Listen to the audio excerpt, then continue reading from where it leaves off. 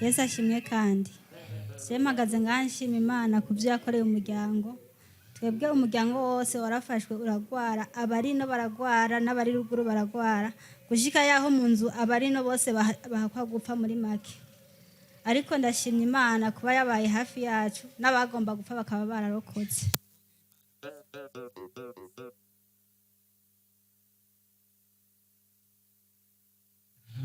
Yesu ashimwe, izina ry'Imana nirihabwe icyubahiro. Mpagaze ngahashima Imana ku munsi wa Mungu ubuheruka, igihe pasiteri adusengeye, ariko yavuze ko ariko akubita imihimbiri y'abazimu.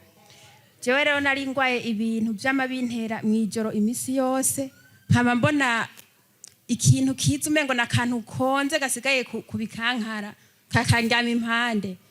Burya nikanguye nkaca mvuga mu izina rya Yesu. Haraho bitakunda ko ndabivuga, haraho byakunda. Rero bukeye n'amasanga ndiko ndaribwa mu nda imisi yose kuva itariki 24 z'ukwezi kwa kabiri 2018. Nama ngwaye mu nda turejuru ndibwa mu nda, ntikwari no kuribwa narasha. Ni kuvuga sinigera nsonza, nibwo najya sinahaga, haraho najya caye nkabireka. Nshonje numva mu nda ndiko ndaribwa. Burya rero kwa Mungu niho twasenga. Ndasenga nyene ndasenga. Ndumva imitsi icitse, amoso daraba menshi. Ndabura naho ndi numva ko ubwenge bwagiye, ariko ngoma mvuga Mana ntibaze kunterura, sinshaka abantu banterura banjana hariya gusenga. Ndaguma mu ntebe ndasengera aho hantu, mugi imitsi iracika ndago hasi ndicara. Bo ntashe muhira numva kayabagu.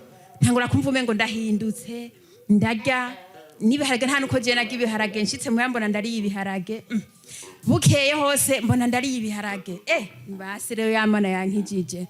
Iyi ndwi yose iri nzihera ntariwe mu nda, mbyuka meze neza, mbyuka nshonje, inzara imwe yo gupfa. Imana yarakwisimiye. Yego cyane, Imana ishimwe. Haleluya.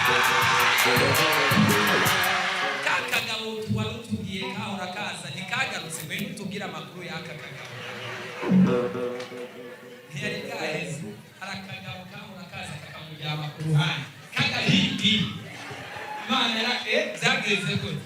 Ako kagabo nikagarutse. Haraho ako gahindi nikaragaruka. Oya nikaragaruka, haraho kaza arakagabo cyangwa nkabona kaje kambaye ibitenge. Cyaba ari Wigikankara kubisanzwe sinabona ko ari umuntu. Umwanya munabona umengo n'umugabo, undi mwanya nkabona n'umugore. Kagiye rero naca nikangura. Nasanga nuzuye inda, ndiko ibyo mu nda biriko birasha. Nkuzura inda vraiment jinda yiwanje yaravyimba, abantu bakavuga ngo mfise inda. Kandi naje niravye nkavuga ati nta mukobwa agira indi ngano uko. Mana. Kuburyo nciye nk'ahantu hari abantu ucumengo nopfuka n'amashi, cye nkambara ibipira byagutse. Ariko mfise mu nda hanyabuye n'abandi bambwira ati n'abandi bara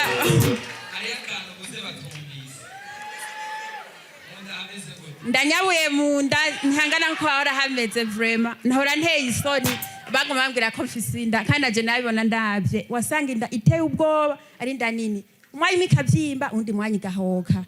Umunsi umwe rero ndagenda gusenga bambwira ati wewe barakuroze uruyoka ruri mu nda ngo ruzokuzuza inda ngo rugupasure ngo gushika upfe. Karako nyene kubita wahindi imbere